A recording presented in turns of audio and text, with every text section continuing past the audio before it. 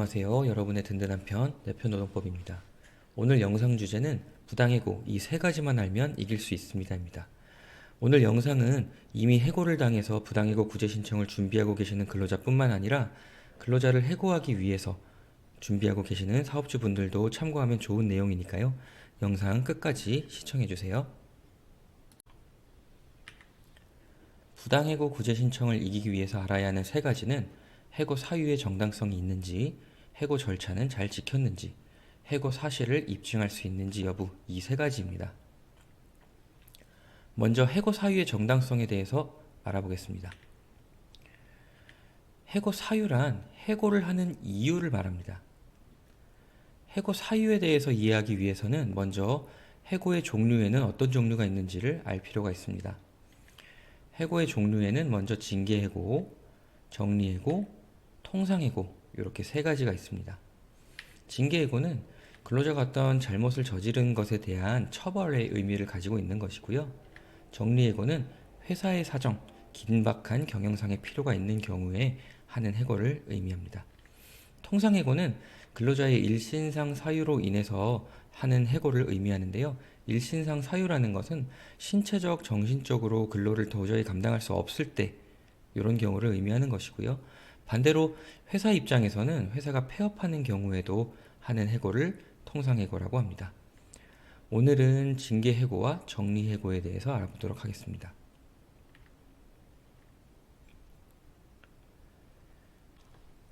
먼저 징계해고 사유의 정당성에 대해 알아보겠습니다. 징계라는 건 회사의 질서를 위반한 행위에 대한 처벌의 의미를 담고 있는데요. 그러면 먼저 근로자가 어떤 잘못을 저질러야겠죠. 그 근로자가 저지른 잘못을 근로자의 비위행위가 있었다 이렇게 이야기를 하고요.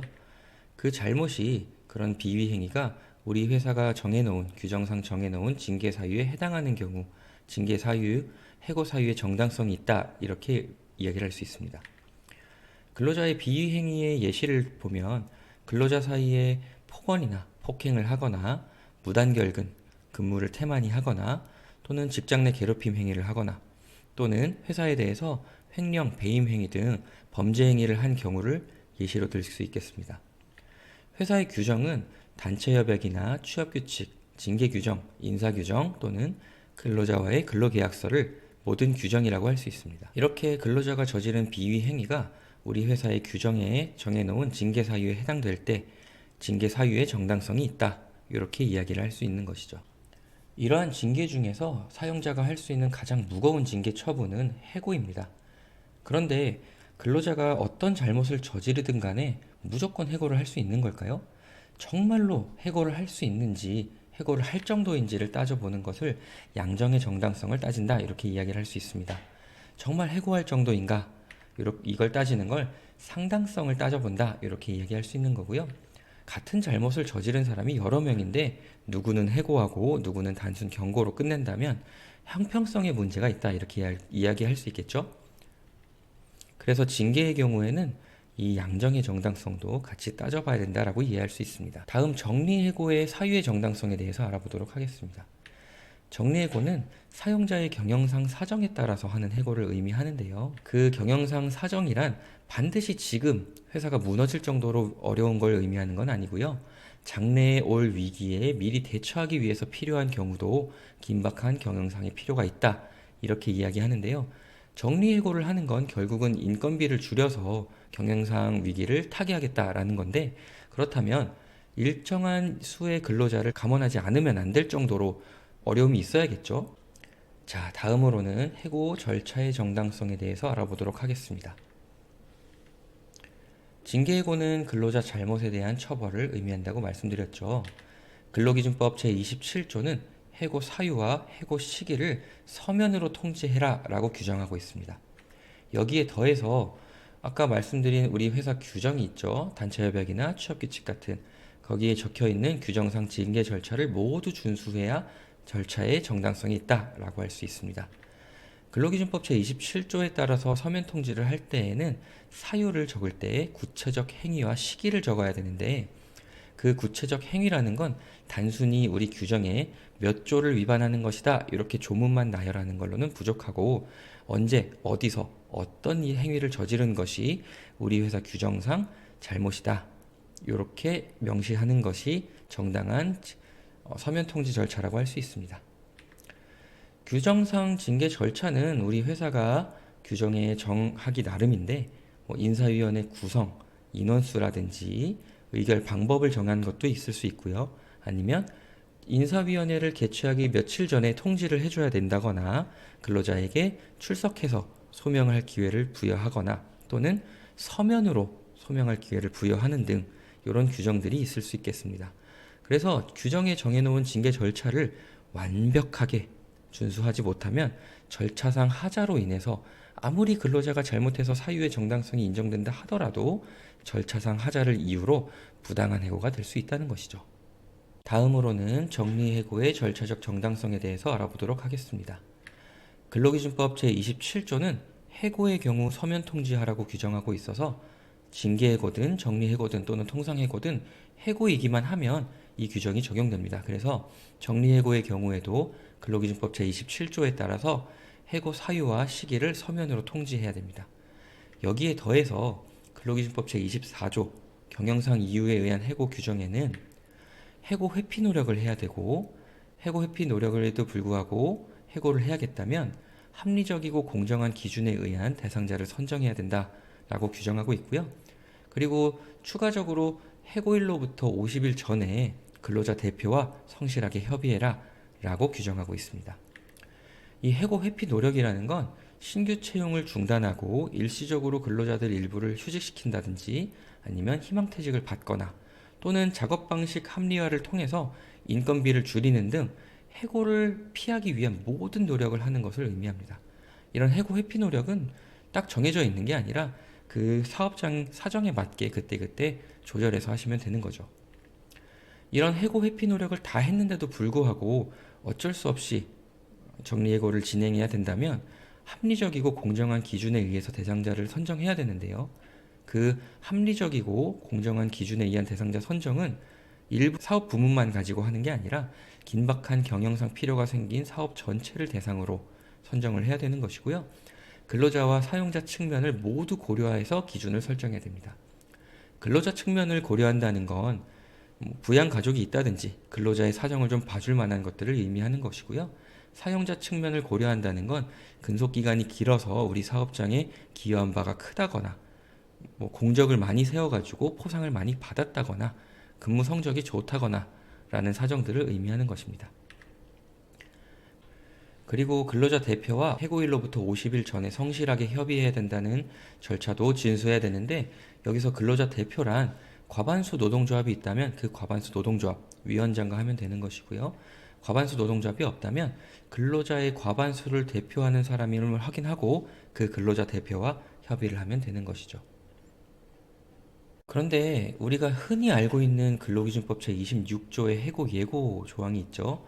해고의 예고라는 건 해고일로부터 30일 전에 예고를 해야 되고 30일 전에 예고하지 않으면 30일분의 통상임금을 지급해야 된다는 규정입니다. 이 규정은 3개월 이상 다닌 근로자에게만 적용이 되기는 하지만 이 규정 때문에 30일 전에 예고하기만 하면 해고가 정당해지는 건가요? 라고 문의하시는 분들이 굉장히 많습니다. 하지만 이 근로기준법 제26조에 따른 해고의 예고 규정은 해고의 정당성과는 관계가 없습니다. 즉 30일 전에 해고 예고를 했다고 하더라도 앞서 살펴본 것처럼 해고 사유의 정당성이나 양정의 정당성 또는 절차적 정당성을 갖추지 못했다면 그 해고는 부당한 해고가 되는 것이죠. 반대로 이 해고 예고를 하지 않았다고 해서 해고가 곧바로 부당한 해고가 되는 것은 아니고요. 30일 전 예고를 하지 않았다면 30일분의 통상임금을 지급하면 되는 것입니다. 다음으로 해고 사실 입증 여부에 대해서 알아보도록 하겠습니다. 먼저 해고란 근로관계를 종료하고자 하는 사용자의 일방적 의사표시를 말합니다. 우리가 부당해고 구제 신청을 제기해서 다툴 때에 알아야 되는 개념이 하나가 더 있는데요. 바로 입증 책임입니다. 입증 책임이란 유리한 사실을 주장하기 위해서 그 근거 자료를 제출할 책임을 말하는데요. 주장하는 쪽에서 자신의 주장을 입증하지 못한다면 객관적인 증거를 제출하지 못해서 입증하지 못하는 경우에는 판단에서 불이익을 입게 되는 것을 의미하는 것이죠. 근로자가 해고를 당하면 노동위원회에다가 구제 신청을 제기합니다. 그러면 노동위원회에서는 신문회의를 통해서 정당성을 판단하겠죠. 그럼 이 정당성을 판단할 때 근로자는 내가 사용자로부터 일방적으로 해고를 당했습니다 라는 사실을 입증을 해야 되고요. 사용자는 이 해고에는 정당한 이유가 있습니다 라는 걸 입증을 해야 됩니다. 그런데 순서를 놓고 보면 근로자가 먼저 본인이 해고를 당했다는 사실을 입증을 해야 되고, 근로자가 해고를 당했다는 사실을 입증한 이후에 그 해고에 대해서 정당한 이유가 있다는 걸 사용자가 입증해야 되는 것이죠. 그래서 사용자가 해고에 정당함이 있다는 걸 입증하기 전에 근로자가 먼저 내가 해고를 당했습니다 라는 사실을 입증할 수 있어야 됩니다. 근로자가 해고 사실을 입증할 수 있는 방법으로는 사용자가 해고 통지서를 줬다면 그야말로 해고를 당했다는 사실은 명확하고, 해고 통지서가 아니더라도 문자나 이메일 등 어떤 자료가 남도록 해고 통지를 했다면 그 문자와 이메일도 그 근거가 될 수 있습니다.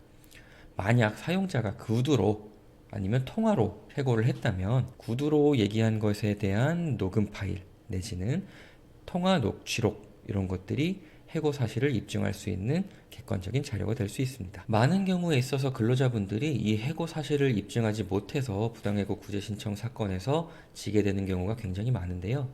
그래서 근로자분들은 먼저 본인이 해고를 당했다면 해고 사실을 입증할 수 있는지 여부를 먼저 확인해 보셔야 되는 것이죠. 자, 오늘 내용 정리 한번 해보도록 하겠습니다.